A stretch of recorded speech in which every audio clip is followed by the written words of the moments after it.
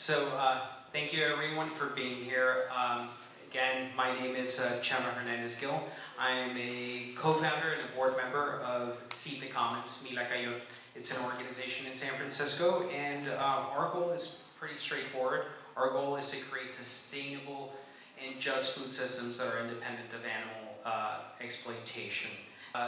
Growing up in Mexico, my parents moved back to Mexico about 10 years ago, and it seems like it's been a constant in my life.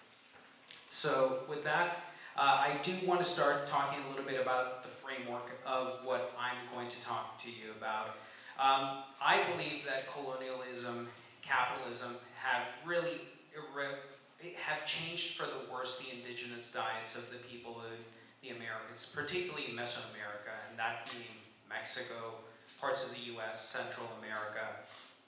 And as Liz mentioned, my day job is with an organization called San Francisco Rising, and we have a pretty straightforward framework for a lot of the political education that we do. And we believe that a lot of our work has to be done opposing capitalism, opposing patriarchy, white supremacy, and imperialism. That's just a little bit of San Francisco Rising, its constituent organizations. So that's a little bit of the framework that I'll be talking to you about and trying to inject it from that perspective. Now, on to my story. So, my family comes from a town named San Francisco de Rincon in Guanajuato, central Mexico. It's a small town, smaller when I was a kid, but it's not that far away. It's actually closer to San Francisco than New Orleans. My family is predominantly indigenous in background.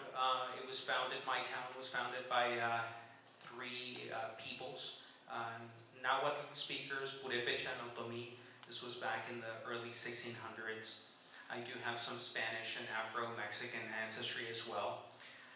Where it becomes interesting is that at the age of 17, my father, for ethical reasons, decided to become a vegetarian. He decided to raise me and my brothers vegetarian.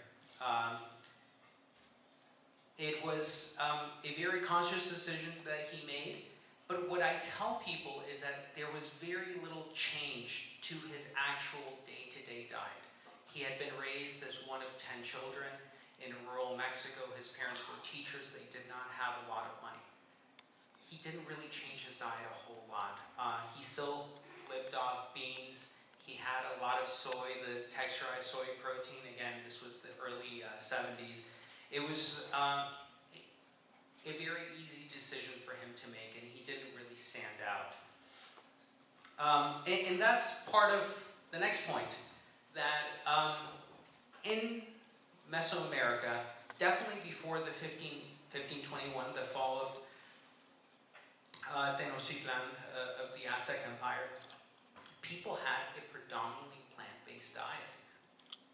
And for a lot of people, this is kind of surprising to hear, especially when they think back to how the diet of Latinos is portrayed here in the United States. But when you think about it, when you think that cows, that sheep, that chicken, that geese, that all those animals came with the Europeans. An Indian person living out in the countryside, your diet day in and day out was founded on corn and beans with a nice variety of vegetables. If people did eat things that were not plant-based, it was very exceptional. And that continued on, and continues on in today's Mexico, in the rural areas, especially if you're lower income, poor, a subsistence farmer. That's still the pretty normal thing. And what I feel is kind of important to highlight is that it was a sustainable model. Mesoamerica, again, central Mexico, Central America, were the most densely populated parts of the world at that point. In the 1500s and the 1400s, you had more people per square mile than anywhere else in the world. It was a system that worked. It was a system that was based on the agroecological ideals that you didn't need to have domestic animals. You didn't need to impose yourself and basically enslave animals to do that. And the milpa, which is here, what in English people call the Three Sisters, was the basis of that, the design, right, of creating a sustainable agro-ecosystem, right, based on the squash, based on the beans, based on the corn. It was a very holistic system that allowed people to continue going and doing their own thing. So this was the sort of environment that my father grew up in. That was the sort of environment that I was raised in rural Mexico. And it's still the experience that a lot of folks have in Mexico as well, but it's something that's slowly changing. Now you still have older ladies making the tortillas. Again, when you see this, this is a very idyllic but very normal vision that you have in many parts of Mexico and many parts of Mesoamerica that has existed for tens of thousands of years. And you don't have animal ingredients in this sort of scenario. And to me that's a little bit funny, because when you think back, we keep talking here, we've been talking this morning about how there is this animal liberation movement that's predominantly led by white folks. To me, it's a bit amusing to think, because for 10,000 years, folks in Mexico and many parts of the world have been living what people here are struggling to achieve for the longest time, right? That is the norm. For people who have never eaten meat in their life, they're more often than not, I would say probably 99% of the time, have been people of color living in Mexico, living in India, living in China, where if meat is consumed, they're not necessarily vegans, right? But it's just not part of the day-to-day experience of these folks. This is the existence that they have. They have chinampas, floating gardens, just a very simple beans. That's what I grew up in, and I think that's probably what a lot of you grew up with, even if you weren't vegan or vegetarian. This was just the normal everyday existence. Looking back to my family's history, does anybody know who this gentleman is? Vicente Fox. So he was a president of Mexico. Vicente Fox happens to be from the same area in Guanajuato that my family is from. So he's also from San Francisco del Rincón. My grandfather knew his father. He was a teacher at his ranch. This gentleman there, his family was very proudly European. Fox himself became CEO of Coca-Cola Mexico. And once he achieved that power, he decided that he wanted to relax and became president of Mexico. And this is basically what he did to the country, right? Again, I'm saying this from an apolitical perspective. It doesn't matter that he was from one party or another. Ultimately, what was important is that he was coming in with a perspective that was exotic to the majority of the people there. He came in working for corporations, came in with a model of how the system should work, and effectively did work for him and a lot of his friends and colleagues and family, but it didn't work for most Mexicans. And now we have, well, I'll show you later. So, you know, and to me, where that really comes, where that's really highlighted in the big consequences of that hurt me personally is the crisis of corn in today's Mexico, right? So as I mentioned, corn is the basis of Mesoamerican, not only Mexican, but Central American as well, and a lot of North American, the native peoples of the United States depended on corn as their staple. They have had this for about 10,000 years, right? Whether you are from Tennessee, where I grew up, you live off gahominy and grits. Same way, same thing. It's all the same thing culturally all the way down to basically Colombia. And there is that identification with corn. A lot of people think, well, corn is just another plant. And yeah, it is in many ways. But what's interesting is that corn is a little bit unique in the sense that it absolutely requires human intervention to grow. And everybody here, I think, has seen a corn on the cob, and you've seen that it's tightly wrapped in the leaves. If humans don't peel off those leaves, it will just rot. It won't actually grow, right? It's essentially an invention of people over thousands, hundreds of generations. And that's important. When all of a sudden you have civilizations, thousands of years, that are intrinsically connected to one specific plant, when something like what's going on in Mexico happens, it's hard.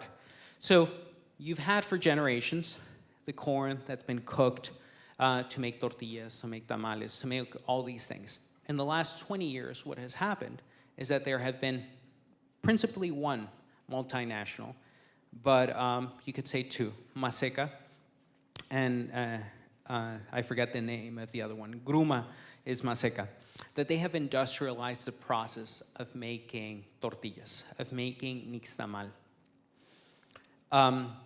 What that has essentially done is that, one, it has removed the principal source of calcium in indigenous diets.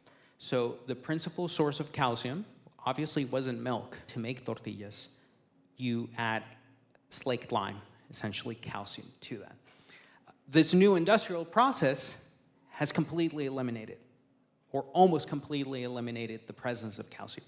So what you're seeing is a very recent, a very literal cultural genocide. All of a sudden, people who were required to eat 4 or 5 tortillas per sitting because they needed the calcium, they needed the protein, all of a sudden they can't do that anymore. They have to depend on Maseca. These huge, huge plants right there, all over Mexico, all over Central America, that make the tortillas for everybody in the community. It means that they use one type of corn. It means that that corn has been standardized.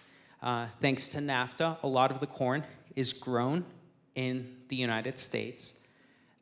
It requires, all of a sudden you have probably millions of subsistence farmers in Mexico who all of a sudden have nobody to sell their corn to.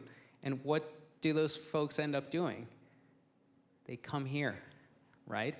So you have these companies, these multinationals that are breaking the backs of the countryside in Mexico, breaking the food of people in Mexico, Central America again, and emigrating up here en masse. And in San Francisco, probably not a week goes by that I don't meet some farmer from Yucatan or from Chiapas who, until the age of 30 or 40, that's what they did. And then all of a sudden they realize, well, I actually can't even make ends meet. So I'll just come here to the US. And we have, in large part, Maseca to thank for this. So that's what we end up with. You know, el maíz, que no es de ese país, it's messing up the situation in Mexico.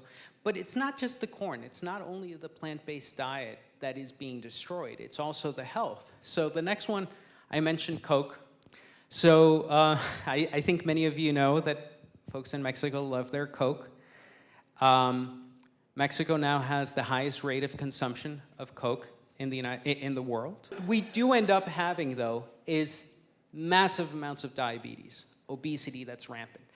Couple that with the fact that the diet is changing every year. You again end up having with a massive cultural destruction of proportional scales. I mean, to me, what's happening now, or what's been happening in the last generation in Mesoamerica, in Mexico, and Central America, is comparable to what happened in the 1500s in terms of losing our culture, right? Losing our heritage. Milk is the other example that I love to use. Again, 100 years ago, almost nobody in Mexico drank milk. Why? Because first of all, most Mexicans, like most people in the world, cannot digest lactose after they're weaned. It's just hasn't really happened as an option. So most people in Mexico are what we call, or what most people call, lactose intolerant. And yet, despite of that, you have this huge increase in milk consumption that is accelerated, again, by the fact that there is not a single source of calcium, a good source of calcium anymore due to what's happening to tortillas. So you have cheese, dairy growing. And who here, for example, has heard of el pastel de tres leches?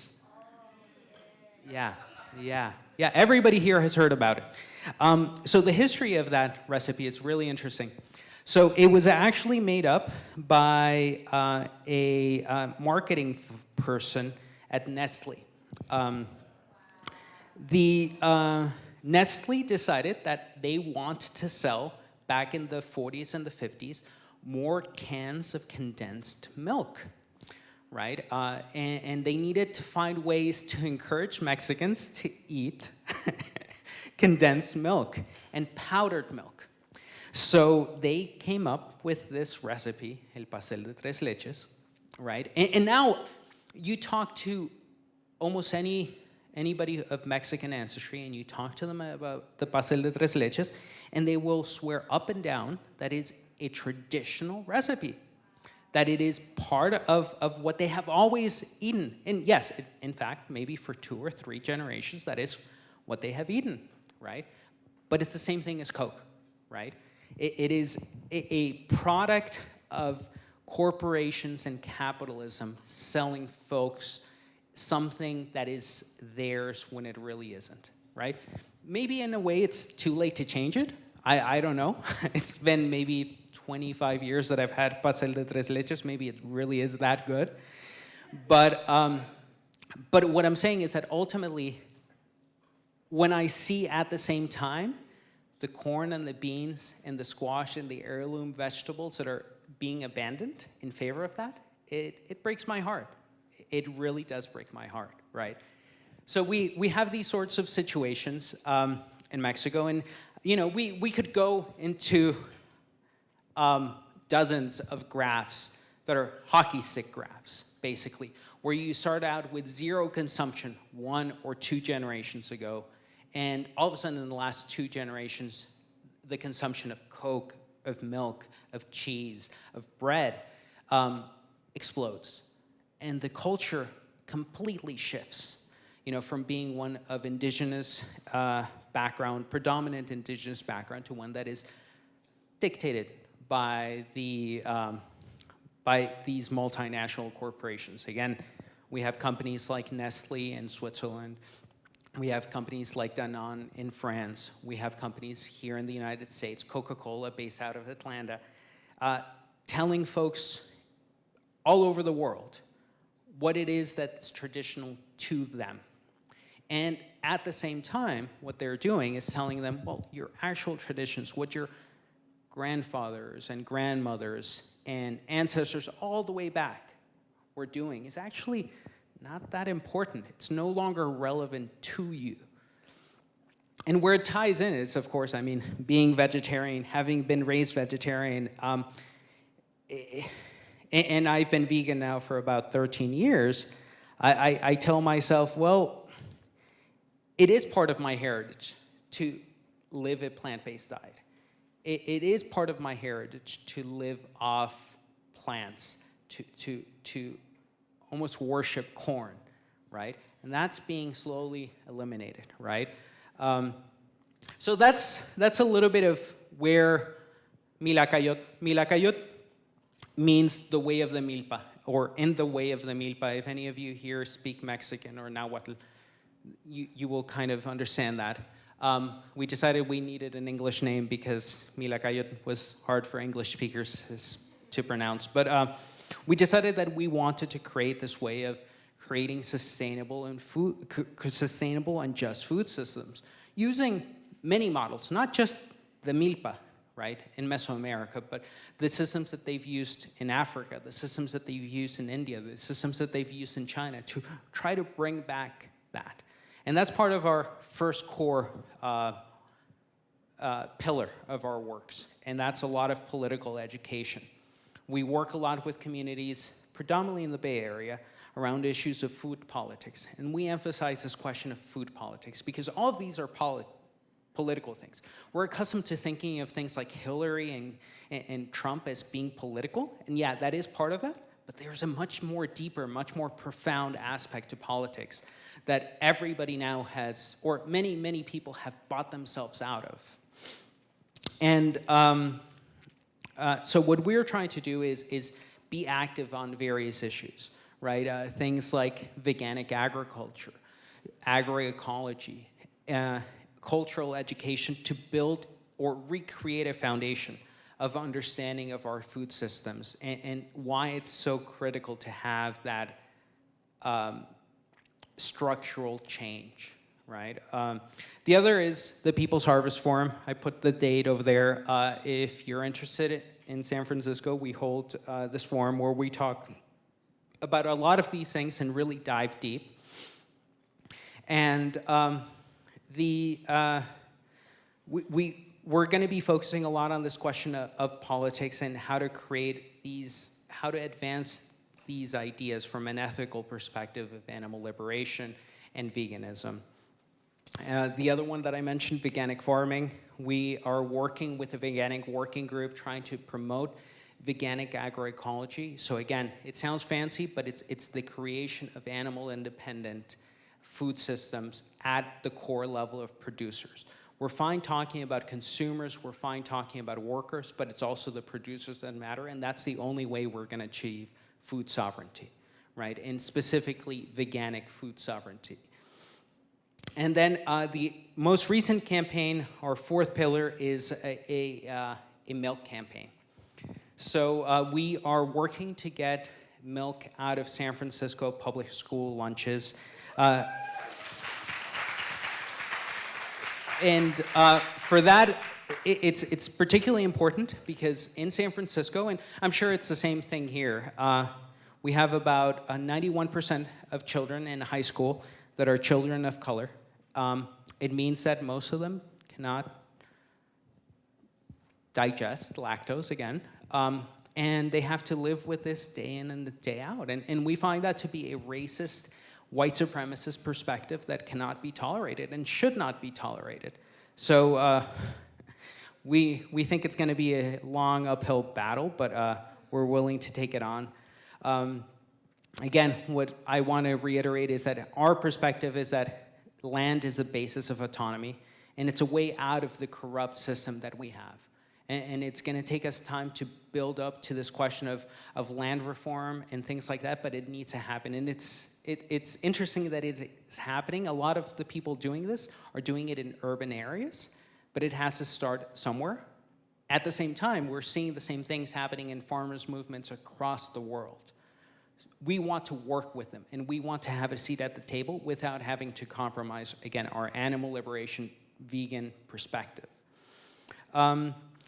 So that's about it. I'd be happy to take any questions now.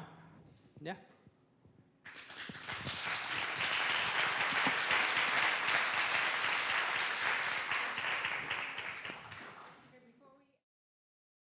Would I use in place of corn? That's a good question. It depends on what you have available to a certain degree. Tofu is a great source of calcium. There's a lot of vegetables that are great sources of calcium. You might just need to consume quite a bit. But ultimately, I think if you are having a diet that is diverse in a lot of sources of vegetables, you will have enough calcium, right? You definitely don't need to go the route of taking supplements unless you're in a situation where you live in a food swamp or what other people call food deserts, right? You don't need to go that route just yet. But yeah, there are multiple options. Hi, I'm Taika.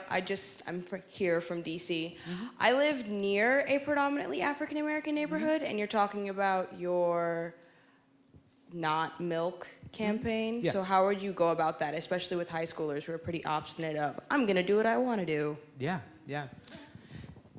And that's part of a little bit of what I was saying about how, for example, Nestle came about and said, hey, everybody, you should start drinking milk. The reason why high schoolers today and a lot of folks today are so adamant about drinking milk is because they've been told to do so by their parents, by their teachers, by their educators, by everybody constantly. And a huge part of that is actually one specific company called Tetra Laval. Who here has heard of Tetra Pak? Tetra Pak makes the little milk containers. So it's also a Swiss company. The Swiss like their cheese and like their milk, and they're huge exporters of their culture. And it's something that is allowed and tolerated, again, because we live in society that, in a white supremacist society. What's happening is that Tetra Laval it has what's called a vertical integration. They sell the milk packets, then they sell the machinery that milks the cows, the processing centers that takes care of the cows and that processes the cows. And they have been working since about the 1930s with governments across the world. And this is not only documented if you just go to their milk, school milk programs on the website, they will proudly talk about how much they're convincing countries across the world to adopt these programs. They are then telling high school kids, drink milk. You need milk because that is the main source of calcium your body needs, right? So I would say, honestly, that it would almost be a futile effort to talk to kids one-on-one about it. I think what would be important is to educate them about the history of what's going on, how they're being manipulated, how their parents are being manipulated for the profit of companies. And over time, as you create more and more alternatives, that will just naturally disappear, right? But it would be a real challenge to all of a sudden say overnight, yeah, you're gonna get rid of it. It becomes a political issue. So we're gonna have just 2 more questions. Yeah, you mentioned the importance of land and actually land access and being able to leverage that to kind of to further this movement.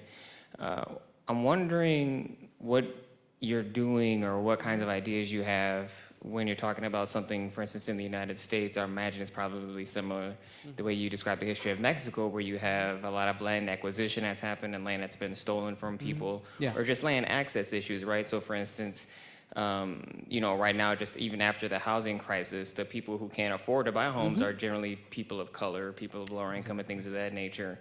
And while I agree with you, I really fundamentally do that land access and land ownership is critical. But with the decreasing number of small farming and urban farming in the United States, and the fact that most of the farms are owned by a couple of major corporations and mostly white people, to be quite honest with you. What kinds of techniques or things are you doing to try to, I guess, change the conversation or maybe raising people's consciousness about the importance of actually owning land and doing something with the land that they own? That's a great question and a really important question. And I mentioned that there are a lot of movements across the world trying to address this issue exactly, right? The folks at the forefront is a group called La Via Campesina. It's a union of farmers movements across the world trying to address this question of land ownership, particularly for small farmers, right? Whether in Africa, in South America, in the United States, they're trying to address this issue of land ownership. There's a big educational component for the people who are not farmers themselves or who don't see themselves as farmers, for them to realize how land is being concentrated in the hands of very, very few people. And very few entities, too. One of the most important landowners in the United States and in the state of California is the federal government through the Bureau of Land Management. It was a merger of 2 distinct agencies, one of them whose sole goal was to manage grazing land for ranchers. They own massive amounts of land all over the United States, addressing that issue. They also merged with the land, I forget the exact name, but it was the agency that gave out land to European immigrants, right? So essentially back in the 1800s even, I think even in parts of Alaska, you can essentially just go and get land for free, right? But what they were doing is they created the Bureau of Land Management to then say, okay, well, if you're a farmer, if you have heads of cattle, we'll rent to you very cheaply, will essentially subsidize your ability to change this ecosystem to something that more fits with your European reality or that of your ancestors, right? So having awareness about that, growing our political power to then change that at a local level, at a regional level, state level, and national level is going to be crucial, right? Thank you for your presentation. I found it very educational. I'm a high school teacher in Los Angeles. I teach in South Central. And I first wanted to comment on, raising the question about milk. There's this program called Breakfast in the Classroom. And there are very specific rules about how the food is distributed and what the students have to take.